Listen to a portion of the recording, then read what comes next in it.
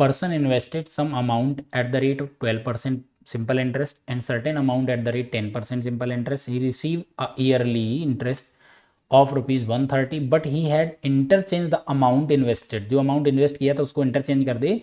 He would have received rupees 4 more as interest. How much did he invest 12% simple interest? मान लेते हैं पहले वो x रुपए इन्वेस्ट कर रहा होगा और ये आपका 12% पे है, ठीक है, और ये आपका 10% पे है. एक्स और वाई इन्वेस्ट कर रहे थे.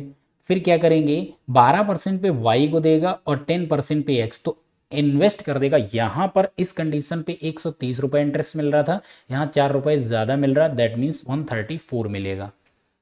आई होप क्वेश्चन की लैंग्वेज यहाँ पर आपको समझ आ गई होगी. क्या कह रहा है कि दो अमाउंट हैं, मैंने लेट कर लिया, वो कुछ हैं, एक्स और वाई हैं. एक्स को 12% पे, वाई को 10% पे, तो 130 रुपये मिलते हैं. जब ये इन अमाउंट है ना इन्वेस्टेड, इसको चेंज कर देते हैं, 12% पे वाई को इन्वेस्ट करते हैं और 10% पे एक्स को इन्वेस्ट करते हैं, तो 134 रुपये मिलता है.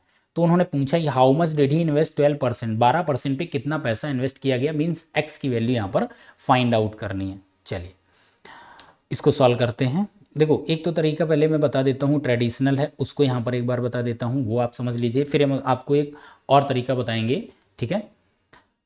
तो ट्रेडिशनल तरीका यही है कि 12% पे अगर मैं एक्स इन्वेस्ट करता हूँ तो ये क्या हो जाएगा, 12x upon 100 plus 10x upon 100. यहाँ पे हमको मिलता है कितना, 130 रुपये.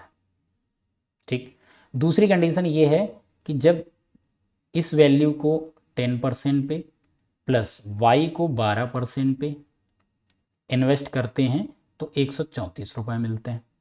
ठीक है, इनको हम ऐड करेंगे तो ये आपका क्या बन जाएगा, 12x plus 10x is equal to 13000. तो ये जो आपने 100 LCM लिया था मल्टीप्लाई हो जाएगा, एज इट इज़ यहाँ पर होगा 10x plus 12y is equal to 13400. अब देखो पूरा इक्वेशन हमारा 2 से डिवाइड हो सकता है, तो ये क्या हो जाएगा, ये हो जाएगा 6x प्लस 5x सॉरी यहाँ पे y आएगा,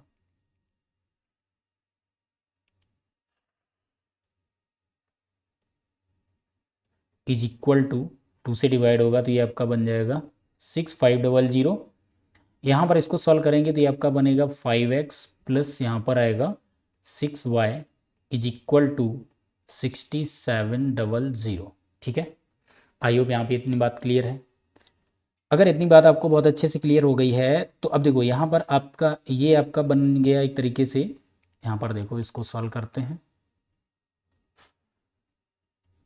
इसको यहाँ पर हम मान लेते हैं ये आपका यहाँ पर ये आपका इक्वेशन 1 है और ये आपका इक्वेशन 2 है. ठीक है, 1 से 2 माइनस कीजिएगा तो हम क्या करेंगे, 6x minus 5y is equal to 6500.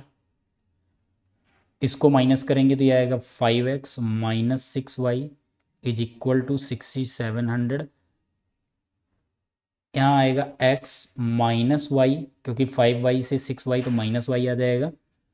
यहाँ पर इज इक्वल टू करेंगे, इज इक्वल टू करने पे मेरे पास यहाँ पर क्या आ जाएगा, माइनस का 200. तो x माइनस वाई की वैल्यू कितनी, 200 आ गई. यहाँ पे आते हैं, अब देखो यहाँ पर आपने ये कर लिया, एक बार हम क्या करते हैं इसको ऐड करते हैं, दैट मीन्स इन दोनों को जो फर्स्ट और सेकंड इक्वेशन दोनों को ऐड करेंगे, यानी 6x, एक्चुअली यहाँ पर ये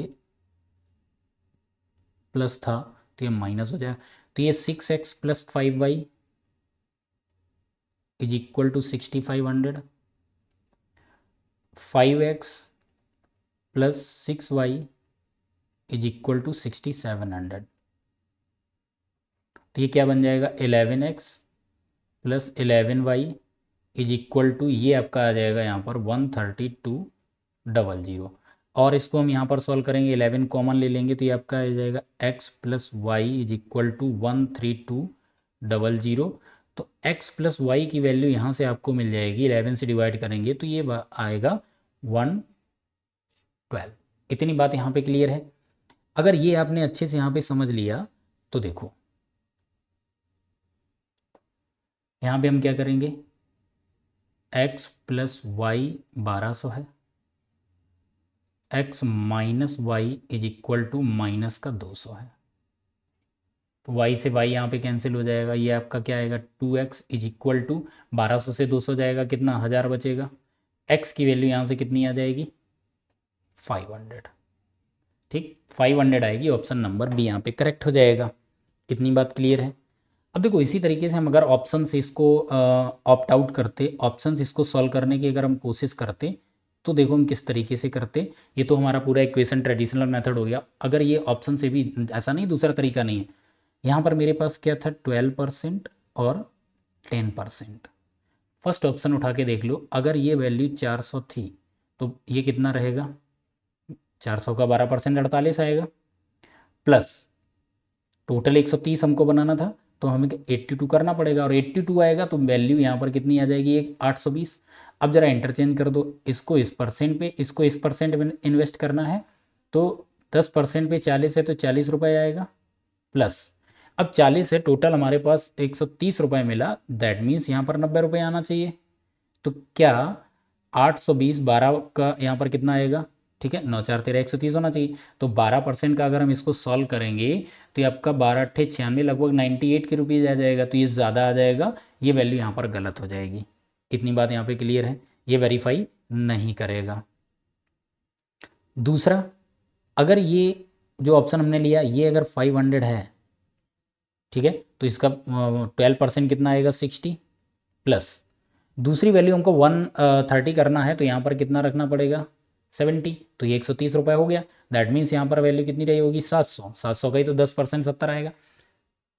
इंटरचेंज करके देख लो, ये कितना यहाँ पर आएगा 84 रुपये आएगा, प्लस 10% अगर हम इसको करेंगे तो ये कितना आ जाएगा 50 रुपये, इसको ऐड कीजिए, ये कितना आएगा 134 रुपये। और वही चीज़ कह रहा है कि 4 रुपीज़ ज़्यादा उसको मिलेंगे, तो 4 रुपये ज़्यादा हो गया। 84 प्लस 50 134 होगा, पहले 130 था अब 134 हो जाएगा।